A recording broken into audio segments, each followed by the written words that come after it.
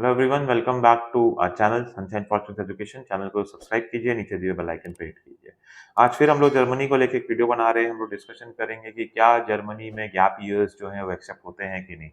Particularly अगर आप bachelors programme के लिए जा रहे हो तो 3 से 6 साल का अगर किसी का गैप हो तो क्या वो एक्सेप्ट होगा कि नहीं। बेसिकली हमारे एक स्टूडेंट का क्वेश्चन था, कमेंट सेक्शन से हम लोगों ने ये क्वेश्चन देखा तो उसके बेसिस पे आंसर कर रहे हैं, क्योंकि मुझे लगा कि ये डिटेल आपको बताना बहुत ज़रूरी है और अभी के सिनेरियो में इस क्वेश्चन का क्या आंसर होगा उस पर भी मैं बात करूंगा।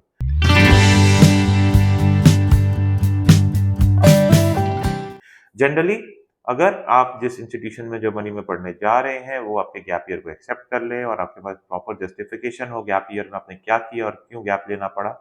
अगर आपने वर्क एक्सपीरियंस लिया, प्रॉपर जॉब किया जो कि वेरीफाइबल है, तो कोई प्रॉब्लम होती नहीं 3 साल 4 साल तक और इससे ज़्यादा भी।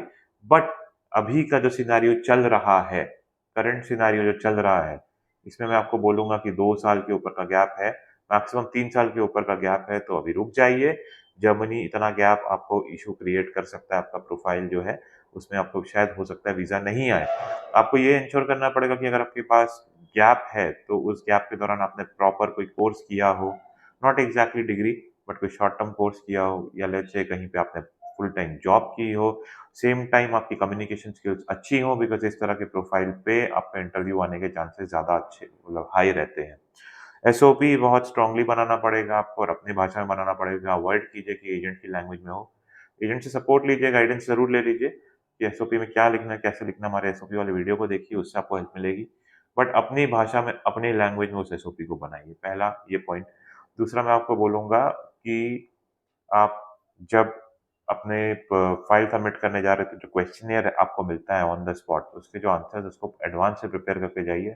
मेक श्योर आपकी रिटन स्किल्स अच्छी हो, ग्रामेटिकल एरर आप नहीं कर रहे हो और आपका जो एसओपी है उसमें प्रॉपर जस्टिफिकेशन दें और एविडेंस भी दें कि क्यों आपका गैप था। किसी मेडिकल रीजन के चलते गैप था, फैमिली में कोई मिसहैप हो गया था या फाइनेंशियल क्राइसिस था एक टाइम पे आपके ऊपर। तो ये सारे जो एविडेंसेस हैं वो भी आपको अटैच करने चाहिए अपनी फाइल में, बिकॉज़ अभी का टाइम जो है जर्मनी का, ये one of the most difficult phase हम लोग देख रहे हैं, जिसमें जर्मनी वीज़ा छोटे-छोटे रीज़न्स के चलते नहीं दे रहा है। हाँ, व्हेयरएज़ आपको घबराने की ज़रूरत नहीं है, अगर प्रोफाइल जेन्युइन है, लेट्स से आईएलटीएस में 7.5 का स्कोर है, प्लस 2 में 80-85% है, 70% अबव है और आपकी कम्युनिकेशन स्किल स्ट्रॉन्ग है और आपका सारा कुछ जेन्युइन है, तो आप अपने आप को रोकिए मत।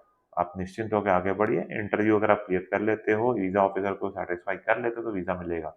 बट अगर प्रोफाइल वीक है, पीटी दे रखी है, उसमें भी स्कोर बहुत कम है और जा रहे हो आप किसी बी ग्रेड इंस्टीट्यूशन में और जिसमें आपका प्रोग्रेशन नहीं शो हो रहा है आपकी पिछली एजुकेशन से, तो आपको प्रॉब्लम आ सकती है। इसीलिए बहुत केयरफुली कीजिए या फॉर द टाइमिंग होल्ड कर लीजिए अगर प्रोफाइल आपकी वीक है।